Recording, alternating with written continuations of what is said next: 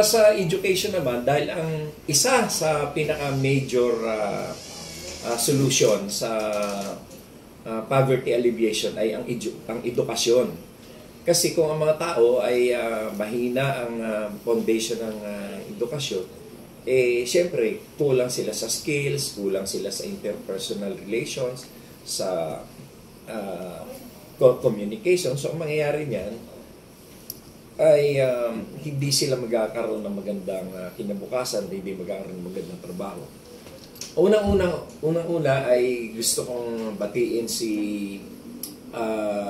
incoming Secretary of Education, si Senator Sani Angara, dahil para sa akin ay siya ay isang magandang the right choice of President Bongbong Marcos. Ngayon lamang may kukomento ako doon sa mga umaangal na siya daw ay dilawan, siya ay kasama ni Noynoy Aquino sa senatorial campaign. Alam niyo, lahat yan ay baliwala yan. Kasi si Presidente Bongbong Marcos, hindi yan tumitingin sa kulay. Ang tinitingnan yan ay yung kakayahan at yung hangarin na tumulong sa bayan. At yan naman ay nakita natin kay Senator Sani Angara. At siya naman ay may kakayahan bilang isang Secretary of Education para gawin yung mga nararapat na gawin dyan. Ang isa ko lang na kinalulungkot ko rin ay kung bakit ang karamihan ng mga komento ng mga stakeholders dyan sa education ay ang focus ay yung salaries and benefits ng teachers. Puro yun yung sinasabi nila. Agree ako na dapat nga bigyan ng pansin yan. Kaya lang, hindi naman nila binabanggit yung quality of teaching, yung kung ano yung quality ng curriculum, o kung ano yung academic training na dapat na ipatupad. Wala na akong narinig kundi yung sweldo, yung mga benepisyo. Ang education is supposed to be, ang focus is yung academics. Hindi naman yan ang focus. Hindi ang focus ng Secretary of Education ay yung mga sweldo ng teacher. Although, isa yan sa mga aspeto na dapat matingnan. Pero nakakalungkot lang na yun lang ang lagi nilang binabanggit. Sweldo, benepisyo, sweldo, benepisyo. Teka muna, paano yung mga leksyon? Paano yung mga dapat na ituro? Ba't hindi yun yung kanilang tingnan din? Ang nakakalungkot kasi ay napakababa ng rating natin sa PISA, yung Program for International Student Assessment. Biruin mo, out of 86 countries, pang 10 tayo sa huli. Di ba nakakalungkot yun? Tapos ang uunahin natin ng isip ay yung sweldo. Yung benepisyo. Hindi yung dapat tingnan natin yung mabigyan natin ng quality education yung mga bata. Ang isa na rin unang-una dapat natanggalin natin dyan ay yung mga political brainwashing books. Dapat yung mga libro na nagtuturo na hero daw si Ninoy, dapat tanggalin na yon. Dahil ang nangyari, itong nakaraang mga 30 taon ay binugbog natin ang mga kabataan natin dyan sa romanticism of the so-called or alleged heroism of Ninoy Aquino. Ang nangyayari na nabubugbog yung isipan ng mga bata tungkol doon sa politika, hindi naman yun ang dapat nilang pag-aralan o bigyan ng pansin. Alam naman natin na ginawa yan noong panahon nila Cory Aquino upang ma-brainwash at ma-indoctrinate yung mga kabataan. Para yung pangalan ng Aquino ay palaging naaalala tuwing eleksyon, yung name recall. Kaya nga nila ginawa yung pati airport, pinangalan ng Aquino, mga highway, mga hospital, school buildings. At in fact, kahit nga yung ating national hero, si Dr. Jose Rizal, yung pangalan ng Rizal Memorial Stadium ay pinalitan pa ng Aquino. Di ba?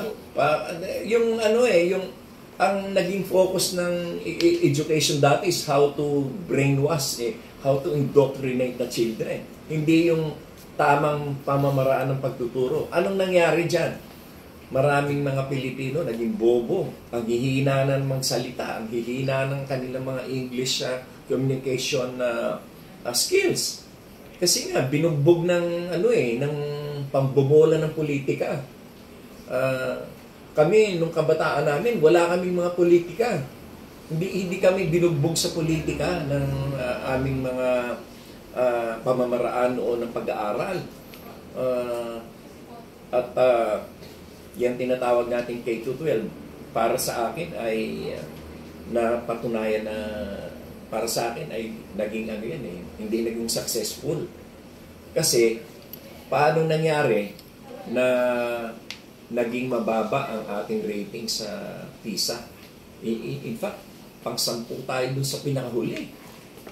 Oo. And to think that in the 1940s, 1950s, 1960s, 1960s kasi buhay na ako noon, elementary na ako noon, ay isa tayo dito sa Asia na pinakamagaling at pinakamatatalino mga estudyante at mga graduates. Kasi nauna tayo sa English dito eh.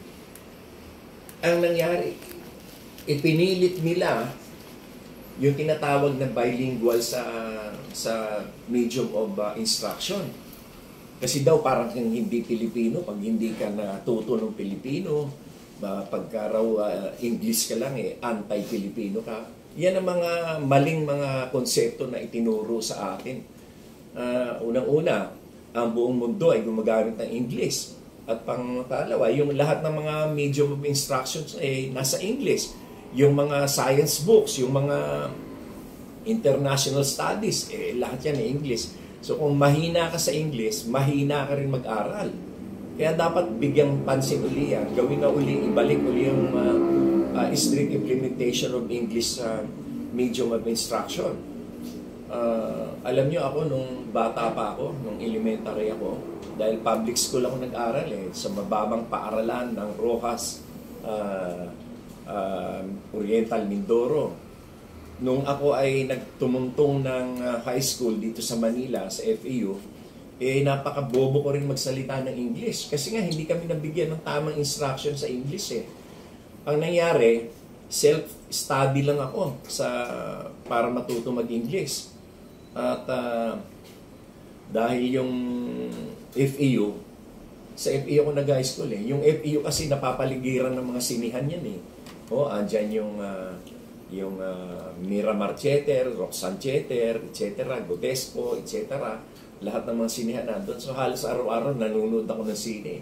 So English yung naririnig ko, natututo akong makinig ng English.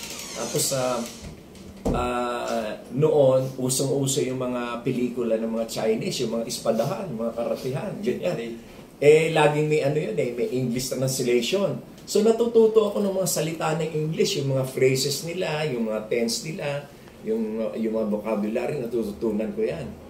And then one time napanood ko yung movie na Godfather. Napakaganda ng istorya ng Godfather, di ba? Yung si Marlon Brando, yung bida doon sa Godfather 1. Fascinated ako doon sa mundo ng mafia. And yung gusto ko yung power influence, kung paano yung isang tao ay impluwensyahan yung mga pangyayari doon sa kanilang komunidad. Nag-enjoy ako doon. Ang nangyari, bumili ako ng libro nung Godfather. Dahil na mabigat yung English, ang ginagawa ko pag nagbabasa ako, pag meron akong hindi maintindihan, bubukas ko ng dictionary.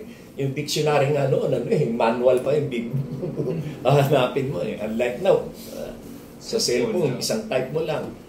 Pag tinype mo yung sinisearch mo, mga 3 letters pa lang, nag-a-appear na yung word no? So, at that time, nag-self-improvement ako ng English language and communication skills. So, sa sinasabi ko ngayon, hindi siguro solusyon yung pahabain mo yung number of years ng pag-aaral ng mga bata para lang sila matuto. Dapat ay kahit maiklian pa ng konti kung malaman, at saka dapat turuan yung mga bata ng self-discipline on how to study, self-improvement, and the motivation to improve your knowledge, siguro yun ang key dyan eh. Hindi lang yung K-12. Pag sinabi nila na, ay, failure yata yung K-12, gawin natin K-15.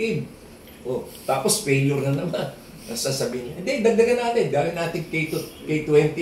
Hanggang sa maging K-312 na yan. Kung isipin mo, lolo na, mamamatay na yung tao, hindi pa graduate. Kasi ang katwiran eh. Walang alam eh. Isipin mo.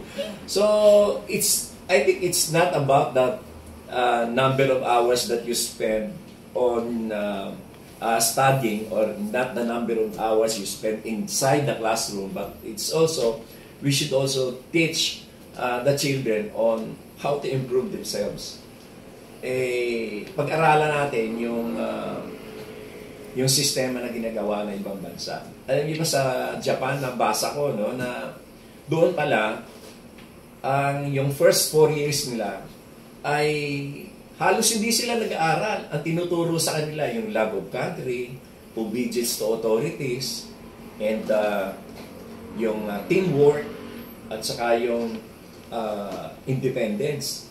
And doon nalaman ko sa mga kwento na yung mga bata pala doon, pag pumapasok sa school, hindi sila hinahatid ng mga magulang, kundi ang mga citizens doon, ang mamamayan doon, meron silang obligasyon na yung mga bata na nakikita nila ay they have to see that na ginagay nila papasok ng school.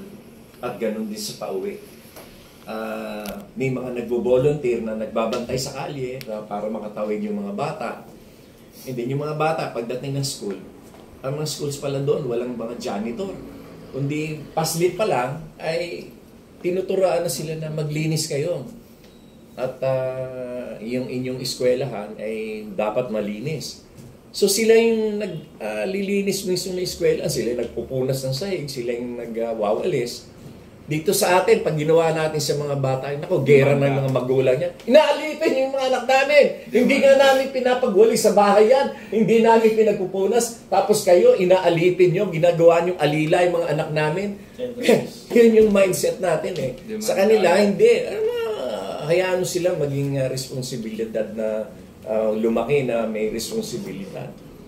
Ganon. At tinuturuan sila ng teamwork doon. Kahit na ano lang gawin nila, basta meron silang teamwork, meron silang mga group activities.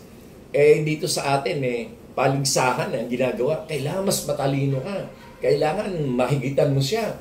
Kailangan ikaw mas mataas yung award. Doon sa kanila, walang ganon.